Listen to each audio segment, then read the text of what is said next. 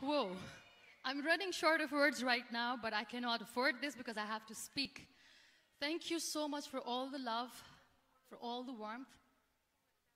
Thank you for accepting me. Thank you very much. Made people realize that sometimes problems are not too big. We are too small because we cannot handle them.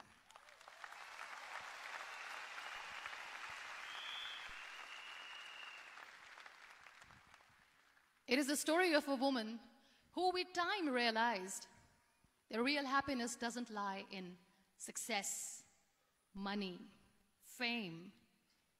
It lies within. Real happiness lies in gratitude. So I am here and I'm going to share the story of that woman. That is my story. The story of gratitude.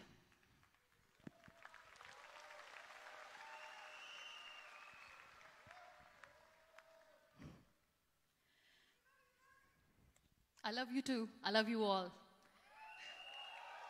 Believe in the power of words. Many people speak before they think. But I know the value of words. The words can make you, break you, they can heal your soul, they can damage you forever. So I always try to use the positive words in my life wherever I go. They call it adversity, I call it opportunity. They call it weakness, I call it strength. They call me disabled, I call myself differently abled. They see my disability. They see my disability, I see my ability. There are some incidents that happen in your life, and those incidents are so strong that they change your DNA. Those incidents or accidents are so strong that they break you physically. They deform your body, but they transform your soul.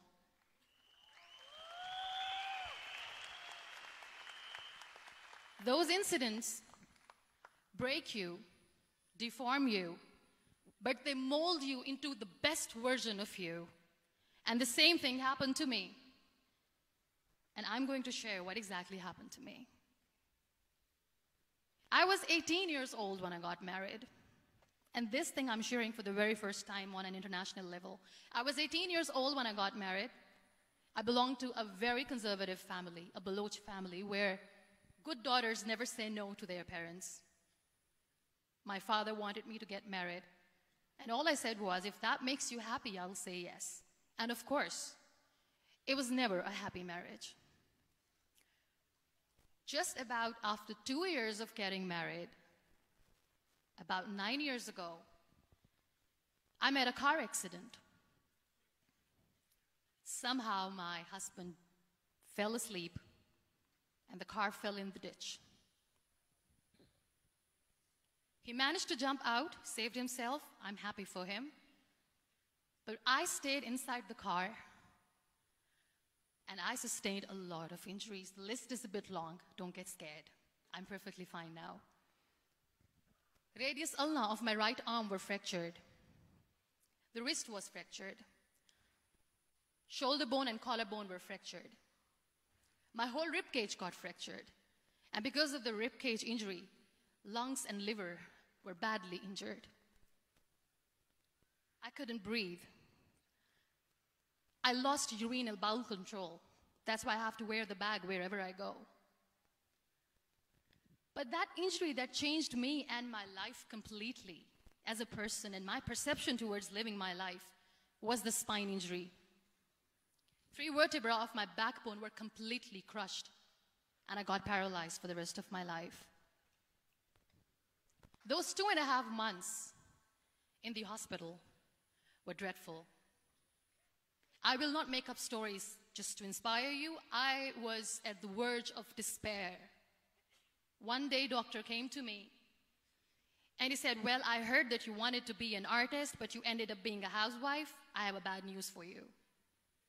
You won't be able to paint again because your wrist and your arm are so deformed, you won't be able to hold a pen again.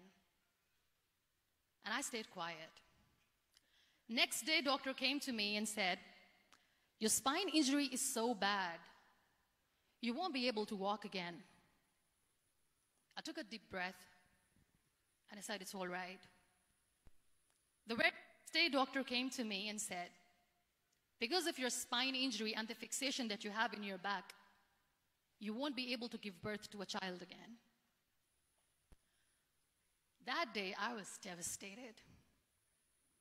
I still remember, I asked my mother, why me?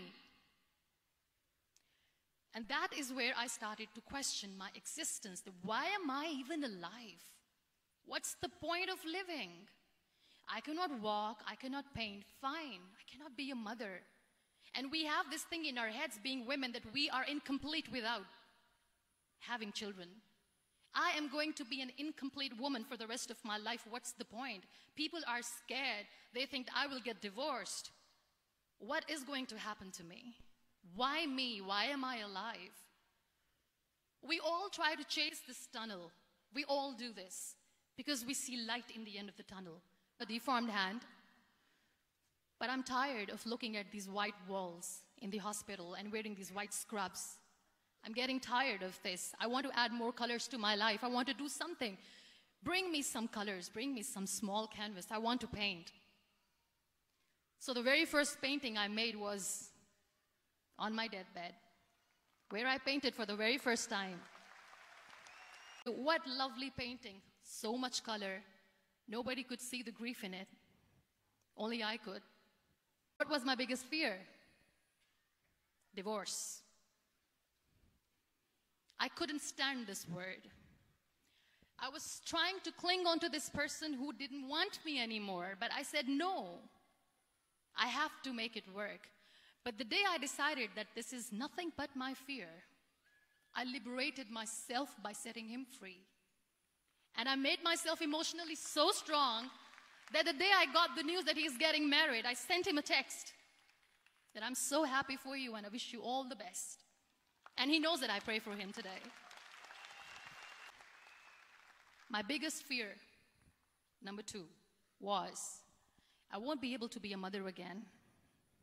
And that was quite devastating for me. But then I realized there are so many children in the world, all they want is acceptance. So there is no point of crying, just go and adopt one. And that's what I did. You'll be surprised to know another bigger fear that I had in me. It was facing people. I used to hide myself from people. When I was on bed for 2 years, I used to keep the door closed. I used to pretend that I'm not going to meet anyone, tell them that I'm sleeping. You know why? Because I couldn't stand that sympathy that they had for me. They used to treat me like a patient. When I used to smile, they used to look at me and say that, "You're smiling, are you okay?" I was tired of this question being asked, "Are you sick?" Well, a lady yesterday at the airport asked me, "Are you sick?" And I said, well, besides the spinal cord injury, I'm fine, I guess.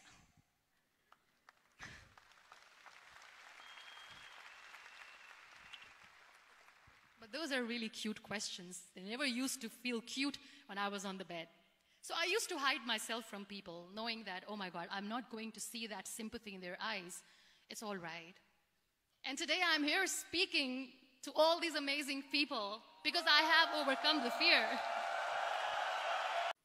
I am not going to let people use me for their polio campaigns where they will make you a victim and an emblem of misery and mercy and will say that, you know what, give polio drops to your children or they'll become like this girl. I decided that I'm going to join the national TV of Pakistan as an anchor person, and I've been doing a lot of shows for the last 3 years. So when you accept yourself the way you are, the world recognizes you. It all starts from within. Thank you. I became the National Goodwill Ambassador for UN Women Pakistan, and now I speak for the rights of women, children. We talk about inclusion, diversity, gender equality, which is a must. I was featured in BBC 100 Women for 2015. I'm one of the Forbes 30 under 30 for 2016. And it is okay to be scared. It is okay to cry. Everything is okay, but giving up should not be an option. They always say that failure is not an option. Failure should be an option, because when you fail, you get up, and then you fail, and then you get up, and that keeps you going. That's how humans are strong.